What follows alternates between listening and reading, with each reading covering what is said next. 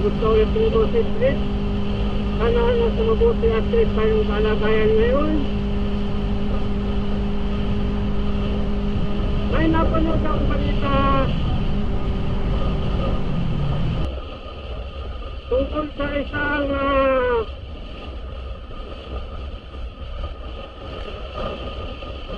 aksidente ulit sa interseksyon.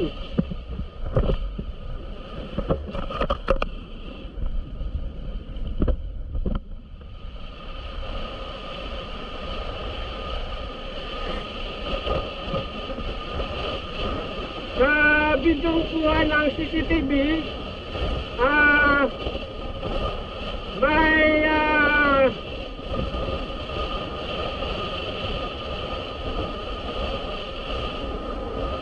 may isang ambulansya na approaching sa intersection.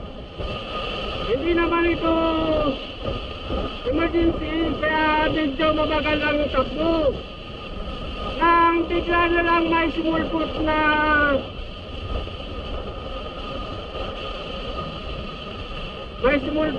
isang motor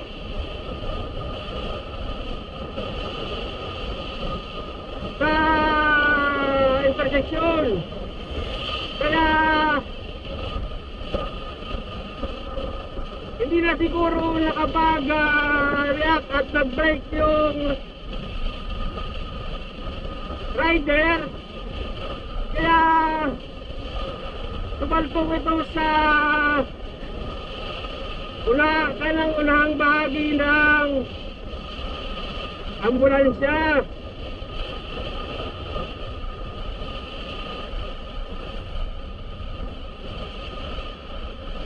So, ang sabi, dinala pa naman daw yung nakasakay sa motor, yung rider, at may angkas ata siya sa ospital para magamot.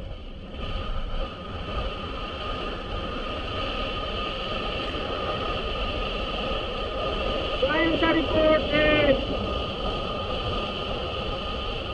hindi naman daw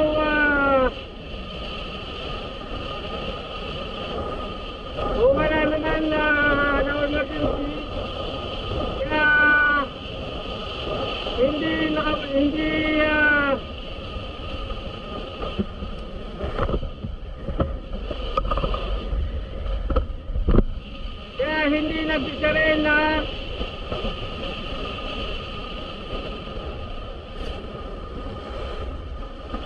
nagsisarena yung ambulansya, at lalong-lalo na hindi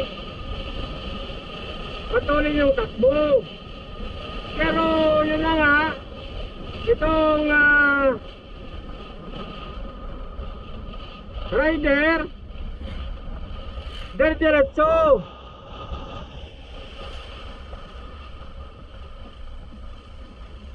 Kahit alam na hindi siya yung priority lane.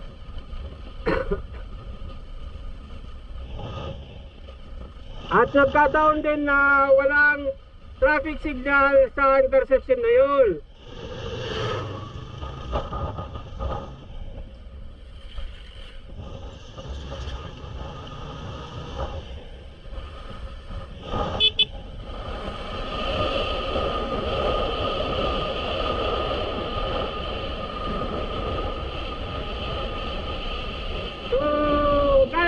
Sinabi ko sa mga nakaraan kong video,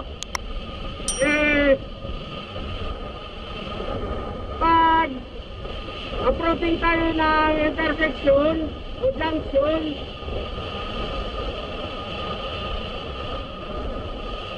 laging tandaan na tumigil bago umabante. Kasi mayroong mga driver na diretso lang.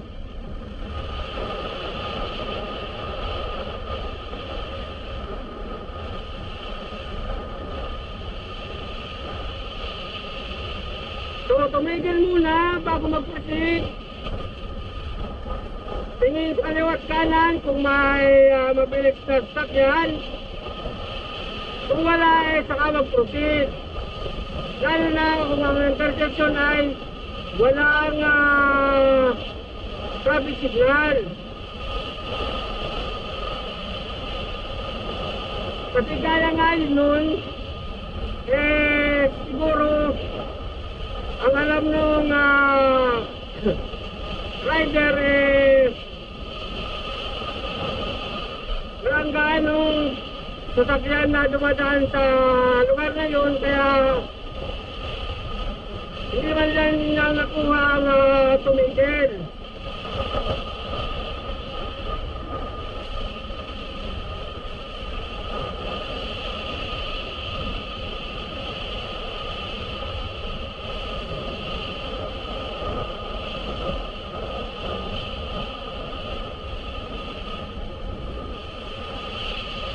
So,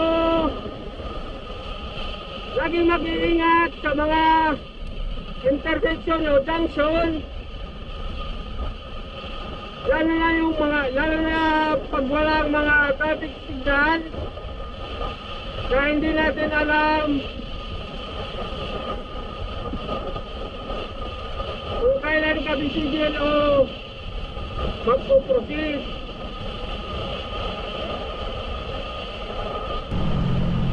Laging ugaliin huminto.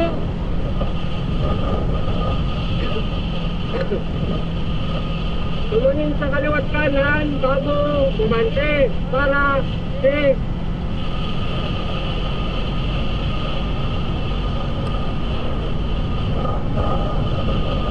Para makaiwas sa aksidente na kaya nun,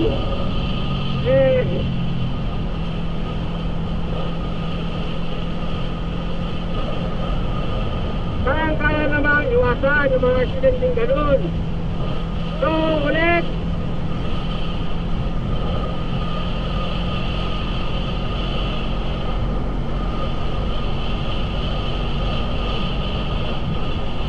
laging mag-practice ng defensive driving at situational awareness na rin, gaya nun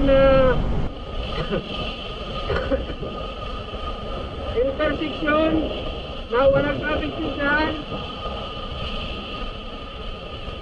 na pwedeng may mga driver na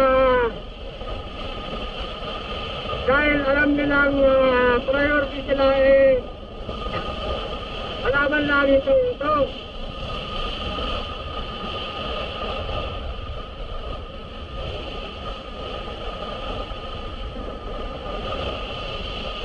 So lagi mag-iingat sa daan,